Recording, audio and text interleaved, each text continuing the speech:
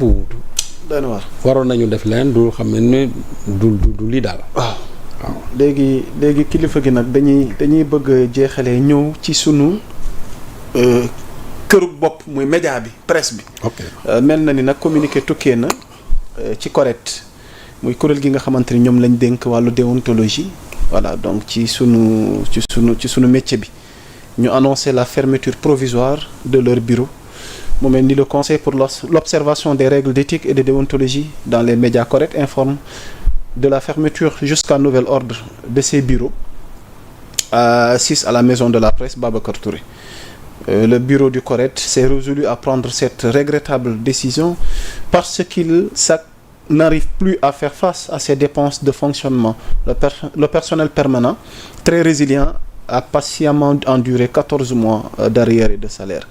Donc l'organe d'autorégulation n'étant pas entré en possession de son budget de 2024 ni de 2025 a épuisé toutes ses ressources additionnelles.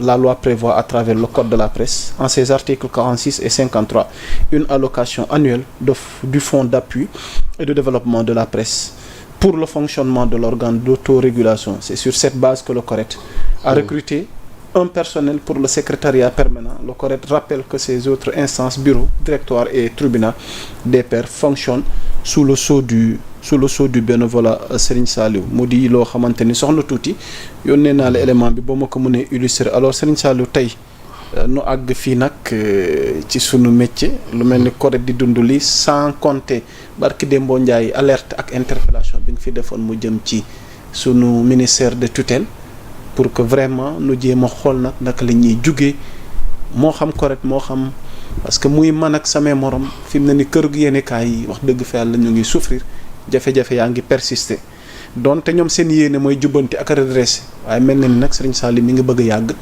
te conséquences yi tàmbali na tey lan nga ci jàngat pour ñu terminer tey jotaay bi. waaw bala may ñëw ci CORED. pour waxaat rek situation bu métti bi presse bi dund. je crois que tey il est temps que mon ami Aliou Sall comme que def nañ assise je crois. concertation waaw concertation récemment waaw. defoon nañ fi ay assises vraiment y a beaucoup de en tout cas de concertation yi def au niveau de la presse. mais il faut que concrètement sur le terrain que les gens voient quelque chose.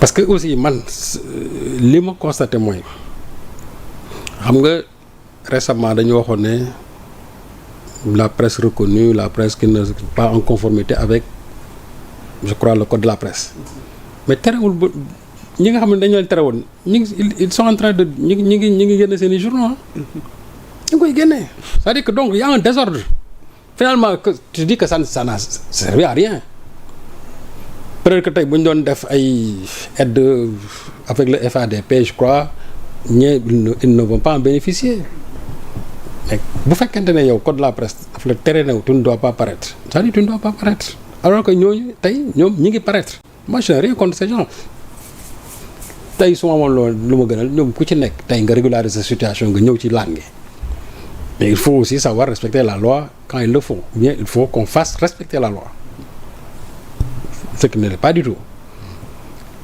maintenant concernant le CORED moi je crois que CORED mën nañ fa jaaree ñu dissoudre ko benn yoon parce que man jàpp naa ne CORED ça ne sert à rien c'est pas parce que j'ai eu un problème un différend avec eux dans le passé mais dama gisul njariñu CORED c'est-à-dire qu'on me dise réellement le CORED devait faire son bilan en disant que man ci terrain yi la intervenir de façon efficace et rigoureuse CORED lan dafa mës a wax rek lu nit ñi topp depuis le CRED jusqu'à CORED il devait faire un bilan c'est-à-dire que bilan ñun suñu liggéey lii la ñu def loo xam ne concrètement journal nangam def na sàngam lii dal nañ ci kawam léegi lii exactement waaw alors que ñoom xam nañ ne am tey amuñu benn moyen de coercition amuñu ko amuñu benn pouvoir de coercition amuñu ko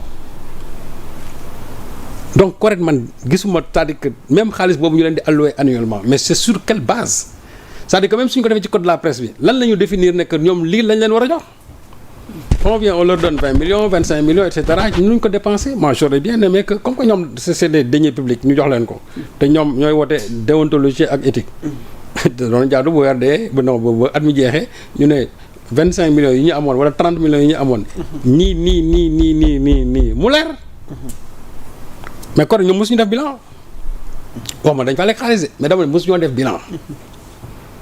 et loolu ñu leen jox aussi même su fekkee ne code de la presse junñoo ko de façon vraiment sax nag très floue mais amul benn somme boo xam ne moom la lii wala benn taux boo xam ne li moom la alloué. Ça dépend tout simplement du pouvoir en place war nañ leen jox li mën nañ leen jox kenn du ko xam buñ ko publié woon kenn du ko sax di ko loolu et c'est là le mal du CORED.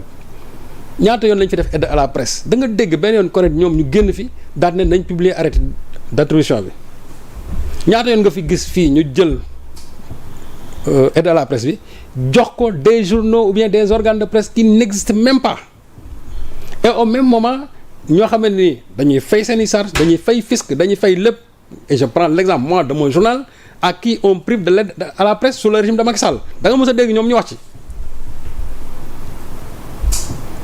loolay dëgg man mënoon naa d'accord ñu ne aide à la presse bi waruñu ko jox kii waruñu ko jox kii waruñu ko mais kii comme que moom il est régulier wala nang wala ñu woo ñu ne mais lan moo tax tel journal ñoom jox ñu ne aide à la presse man joxuñu ma aide à la presse parce que seulement dañu jàppoon ne moi j'étais du Pastef c'est tout.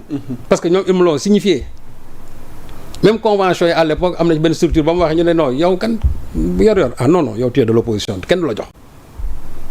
pourtant tey Pastef est au pouvoir. waaw mu noonu mais parce que taxul nga. mais tey la gën a métti Pastef est au pouvoir. mais moi je ne bénéficie d'aucune convention hein d'aucune. ça loolu moom dinaa toog fi wax ko xam naa gars yi dinañ ne man c'est ma chanson mais dama bëgg mu leer. waxuma la ak aide bi. waaw bëgg mu leer xam parce que jusqu'à aujourd'hui il y a des gens qui continuent à dire que oui parce que dégg naa keroog benn journal bu taxaw ne seen xaalis ñu ngi koy jox journaux Pastef yi. j'ai entendu un journal de la RFM tax toog di juñu loolu te man dama ci gis sama bopp parce que moi je suis proche du Pastef c'est vrai. donc nee na ñoom xaalis bi jël nañ ko jox ko je voudrais dire à ce journaliste là. que yor naa reçu aucun franc. mu leer. yow du moom journaliste la. na dem nga sujj ko moo gën muy taxaw di wax nii des propos en l'air. quand son groupe bénéficiait des subsides de Macky Sall musul tax wax ko. mais man heureusement que la yor n'a bénéficié d'aucun rond du gouvernement moom aussi dama bëgg loolu mu xam ko. il faut que ça soit clair donc correct ci seen wàll boobu je crois que il faut une autre structure que le CORED xamat nag fan lay mën nuñ koy tabaxaatee mais CORED ci boppam moo amalul njariñ sénégalais yi.